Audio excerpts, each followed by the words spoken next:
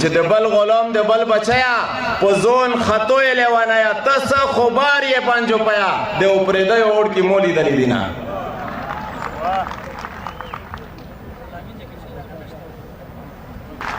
لسرو لمبور او وطل اوس لو بدل افکاری زلمی دلو یا افغانستان بیا ملا تړل افکاری لامو په مخ کې د اټک لویا لانجا پاتې ده په مرګلبو د پنجاب سره پنجاب پاتې ده ترېنه بلوچ او پښتنو ته سور تنور جوړ شوی د وجود زمونږ د پاره لوی نسور جوړ شوی بیا به د کوزې پښتونخوا پرېشنونه کوي خوست او کابل په ننګرهار به بمبرونه کوي خو دا ځل ظلم به پای او خپل انجام ته رسي روستی سلګۍ دي نور ژوند اختتام ته رسي دا ځل به پوله پر اټک نه پر وګا جوړو پرې به تاریخ د خپل بابا د احمد شاه جوړو د حق وینا کې زه د هیچا هیڅ پروا نه کوم او چې بیا غلام وي د غلام پروا خلا نه کوم زه په حیثیت د مسلمان دا عقیده لرم او عقیده هم ښه سپېڅلې او په ښه لرم چې بې له خدایه څوک ملک د ژوند کې دلی نشي یوه لحظه هم بې نیټې څوک وژلی نشي مرګ او ژوند دواړه او زندان هم د هغه د لوري عزت ذلت ګټه توان هم د هغه د لوري نو بیا زه ولې بندګي د بل بنده اختیار کړم او غلامی زه د یهود او نصارا اختیار کړم. علیکم ورحمت الله وبرکاته. ثنا او صفتونه دي د پاره د سبحان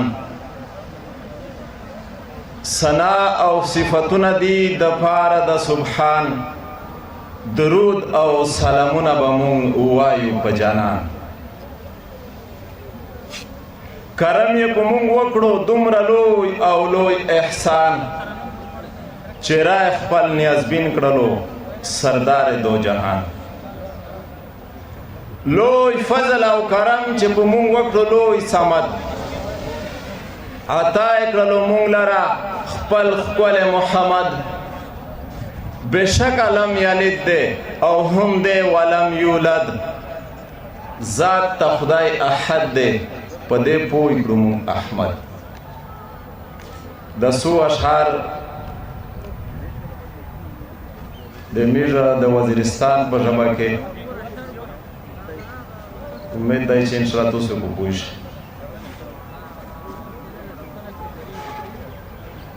وی چې شی په جار او برملا ټولې دنیا ته ویایه شی په جار او برملا ټولې دنیا ته ویایه بل ګاونډی او تورګله خاص یې تو ته ویایه د ډریون تور نه د خټک رسواتان خالیکه بل ایوانه مانه اټک رسواتان خالیکه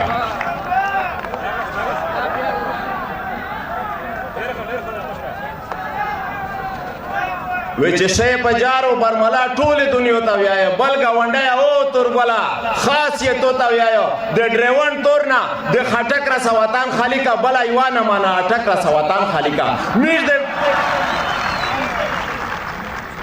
میش دې بیاره مددګاره کړي تبا دې کړلي میش دې بکوره کړي بیداره کړي تبا دې کړلي چې پر اتاق دې زب شمون نه که پښتین ونه وه چې د په زون پورې ریون نه که پښتین ونه وه نه چې میش دې بیاره مددګاره کړي تبا دې کړلي میش دې بکوره کړي بیداره کړي تبا دې کړلي چې پر اتاق دې زب شمون نه که پښتین ونه وه چې د په زون پورې ریون نه که پښتین ونه وه نه نه په کور کې ودې والا داسې ومناته کیس په لاهور کې ودې والا داسې ومناته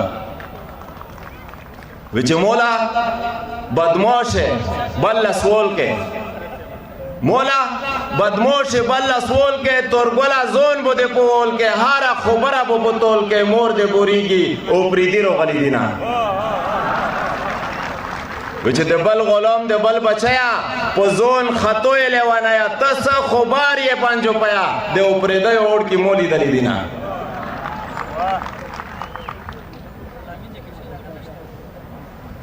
وی چې د اوسانو خلکو مزاج نه بدل کوم شډل پښتون یم او خبرې هم شډلې کوم د حق وینا کې زه د هیچا هیڅ پروا نه کوم او چې بیا غلام وي د غلام پروا خلا نه کوم. زه په حیثیت د مسلمان دا عقیده لرم او عقیده هم ښه سپېڅلې او پخه لرم چې بې له خدایه څوک مالک ته ژوند کېدلی نشي. یوه لحظه هم بې نیټې څوک وژلی نشي. مرګ او ژوند دواړه او زندان هم د هغه د لوري، عزت ذلت ګټه توان هم د هغه د لوري. نو بیا زه ولې بندګي د بل بنده اختیار کړم او غلامي زه د یهود او نصارا اختیار کړم. په ملا یې مات کړلو وی چې د انتقام لمبو سېزلی دی بې حاله ناست دی. د انقلاب چغې ته هر پښتون لیواله ناست دی.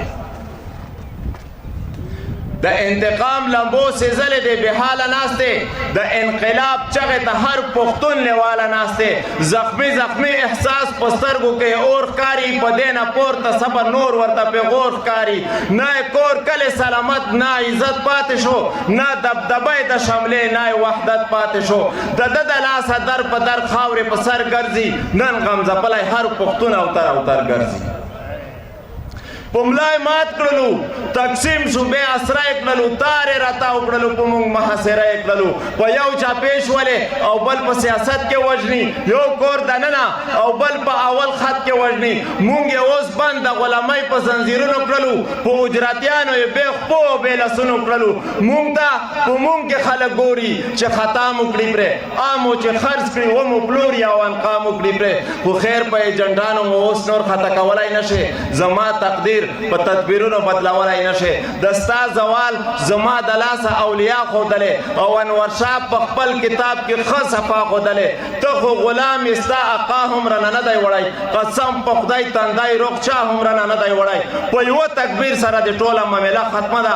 خلیج مخ در اړوم بیا د قصه ختمه ده. د سرو لمبو راوتل اوس لوبېدلي ښکاري، زلمي د لوی افغانستان بیا ملا تړلي ښکاري. لا مو په مخ کې د اټک لویه لانجه پاتې ده، په مرګلمو د پنجاب سره پنجه پاتې ده. ترېنه بلوچ او پښتنو ته سور تنور جوړ شوی، د ده وجود زموږ دپاره لوی نسور جوړ شوی. بیا به د کوزې پښتونخوا اپریشنونه کوي، خوست او کابل په ننګرهار به بمبرونه کوي. خو دا ځل ظلم به پای او خپل انجام ته رسي. وروستی سلګۍ دي، نور ژوند یې اختتام ته رسي. دا ځل به پوله پر اټک نه پر وګا جوړوو، پرې به تاریخ د خپل بابا د احمد شاه جوړو. د هر یو ظلم او ستم ترې نه جواب غواړم. پنجاب کا ژاړي او کا خاندي ترې حساب غواړم. دای به چودري لا د راجپوت لا ګبر سنګ بچای وي، دا هغه ظالم بلا د هغه رنجر سنګ بچای وي. زه هم چې د هر یو ظلم او ستم ترې را جواب غواړم. پنجاب کا ژاړي او کا خاندي ترې حساب غواړم. دای به چودري لا د راجپوت لا ګبر سنګ بچای وي، دا هغه ظالم بلا د هغه رنجر سنګ بچای وي. زه هم بچای د ابدالي او د اکبر د میرویس خان یادېږم، د انتقام فطرت لرم. زه هم افغان یادېږم، پرېږدم یې نه اوس په تورګل تر هدیرې رسوم، د ظالمانو به کور کور ته جنازې رسوم. ډېره مننه.